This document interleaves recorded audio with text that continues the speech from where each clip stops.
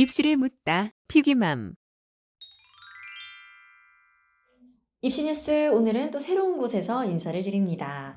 자, 김포시 서울 편입이 대입에 미칠 영향은 이라는 주제로 오늘 입시뉴스를 진행을 할 거고요. 이혜영 소장님 모십니다. 안녕하세요. 네, 안녕하세요. 뉴스 먼저 살펴보겠습니다. 네.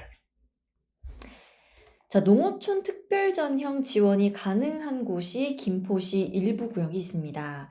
현재 김포시 통진읍, 고촌읍, 양촌읍과 대곤면, 월곤면, 하성면 등 6곳에 거주하는 수험생들은요, 대학 입시에서 농어촌 특별전형으로 지원이 가능합니다.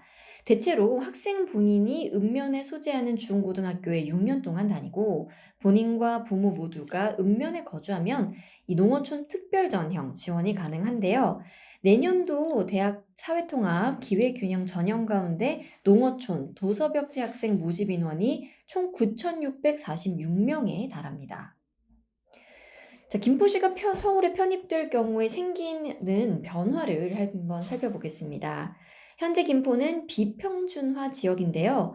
서울시로 편입이 되면 평준화 지역으로 바뀌게 되겠죠. 서울 지역은 중3이 고등학교에 진학할 때 서울 전체 고등학교 가운데 2개 학교를 선택해서 지원을 할 수 있습니다. 그렇기 때문에 강남 학군고교나 상대적으로 가까운 목동고교에 진학을 할 수도 있게 되는 거겠죠. 중3들은 광역지자체 단위 지원이 가능한 서울지역 특목고나 자사고에도 지원이 가능해집니다. 현재 서울지역 광역단위 자사고는 배재고, 현대고, 이화여고 등을 포함해서 16곳에 달하는데요.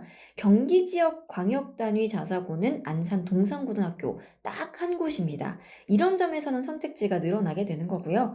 다만 광역단위로 지원하는 외국어 고등학교 같은 경우에는 경기도 8곳, 서울 6곳으로 경기도가 조금 더 많은 상황입니다.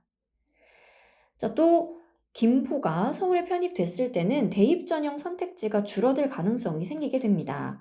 김포시 고촌읍은 농어촌 특별전형으로 대학에 지원이 가능한데 지리적으로 보면 서울시 강서구와 맞닿아 있어서 차량으로 20-30분만 이동을 하면 양천구 목동이나 일산에서 수업을 들을 수 있습니다. 그래서 이 아파트 분양 광고에 보면 농어촌 특별전형 지원이 가능하다 이런 내용이 등장을 한다고 하네요. 그러나 김포시가 도시인 서울로 편입이 되면 이런 농어촌 특별전형의 이점이 사라질 수가 있게 되겠네요. 자, 이거는 말 그대로 결혼 전에 아기가 커가지고 의사가 될 거를 상상한 거랑 비슷해. 될지 안 될지도 모르는 상황인데 너무 같나요? 벌써 이 얘기까지 나오는 걸로 봐서 근데 어쨌든 여기서 언급한 건 농어촌 전형이 가능한이라고 돼 있는데 일단 그보다 더 큰 게 이제 평준화가 됐죠. 여기가 돼가지고 옛날에는 김포고가 비평준 지역으로 이렇게 좀 인기가 있고 그랬었는데 이제 그 문제는 비슷하게 운영이 되지만 예를 들면 김포가 서울로 편입이 돼도 목동에 있는 학교 가는 건 거의 불가능에 가깝다. 왜냐하면 목동 애들도 자기가 원하는 학교 못 가요. 뺑뺑이로 하면 뭐 강서고 이런 데가 가장 선호도가 높은 데인데 그런 데 가긴 어렵고 그다음에 자사고를 가는 건데 자사고 멀리 있는 휘문고다 이사 가야 너무 먼데요? 다닐 수 없어요. 그러면 이제 목동에 있는 뭐 양정고 정도 또 몇 군데 정도인데 그것도 통학 거리가 너무 길면 사실은 공부할 시간이 별로 없거든. 그런 측면에서 뭐 크게 의미가 있을까? 오히려 이제 김포 전체는 아니지만 농어촌이 가능했던 데가 사라지는 거 그거는 확실히 손해보긴 하겠죠. 근데 지금 현재 입시 제도 자체가 농어촌 전형 인원이 꽤 있는 편이거든요. 그리고 수시가 여전히 중하위권의 많은 인원을 차지하고 있고 상위권은 어차피 정시 중심으로 움직이긴 하지만 그런 측면에서 보면은 농어촌 손해는 되게 크겠죠. 크겠는데 이점이 될 만한 게 있을까? 서울로 갈 수 있다? 서울로 갈 수 있다. 근데 그건 이사를 가면 되지 않을까? 지금도 왜냐하면 만약에 뭐 아까 뭐 배제고 네. 강동이거든요. 어우. 김포에서 강동은 반대잖아요. 통학이 불가능해요. 그럼 어차피 이사 가야 돼. 애를 혼자 보내든 같이 가든. 어. 그거는 좀 아니지 않을까 싶어서. 이거는 뭐 당장 현실적으로 된다고 쳐도 법적인 걸 하면은 언제 될지 모르는 이야기이기 때문에 너무 좀 섣부른 게 아닐까 좀 싶긴 합니다. 근데 농어촌이 손해 보는 건 분명하다. 그거는 자명합니다. 그래서 지금 남양주시에 와부읍이라고 있어요. 네. 전국에서 농어촌이 가능한 최대 읍이에요. 인구가 15만이야. 아파트가 많이 생겼나 봐요. 꼭 이거 덕소가 아니고 음. 마석. 마성.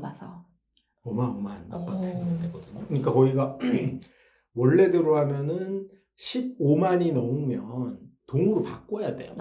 동이 되면 농어촌이 안 되는 거거든요. 읍면이 돼야지 농어촌이야. 읍면리. 근데 그거를 이제 어떻게든 막으려고 끝까지 막고 있는 거죠. 그런 측면에서 이제 여기 되던 지역이 이제 그게 사라지는 건 어쨌든 간에 약간의 혜택이 없어지는 건 분명하다. 그거는 분명할 것 같네요. 지금 농어촌 전형 아까 한 9,600명 음. 정도 된다고 봤는데 서울 지역에 있는 학교들도 좀 포함인가요? 거기도? 다 포함이죠. 근데 여기 보면은 사회 통합 전형 가운데 농어촌 학생 모집 인원은이라 그랬잖아요. 네. 이거는 순수 농어촌이고요. 통합이 있어요. 왜냐면 뭐 차상위 계층 또는 이제 뭐 장애인 특별 네. 전형 이런 거랑 통합해서 하는 건 이보다 훨씬 많아요. 훨씬 많습니다. 이건 순수하게 농어촌을 따로 뺀 거고 그런 면에서는 굉장히 많은 굉장히 수치인데요. 많죠. 5만 명 정도 돼요. 물론 이제 안 가고 싶은 대학도 있겠지. 있을 수 지방대 있죠. 이런. 근데 어쨌든 인원으로 보면 꽤 되는 편입니다. 좀 섣부른 면이 있긴 하나 그건 손해 볼 수 있다. 그거는 자명하다. 네. 이희영 소장님과 함께했습니다. 고맙습니다. 네, 수고했습니다.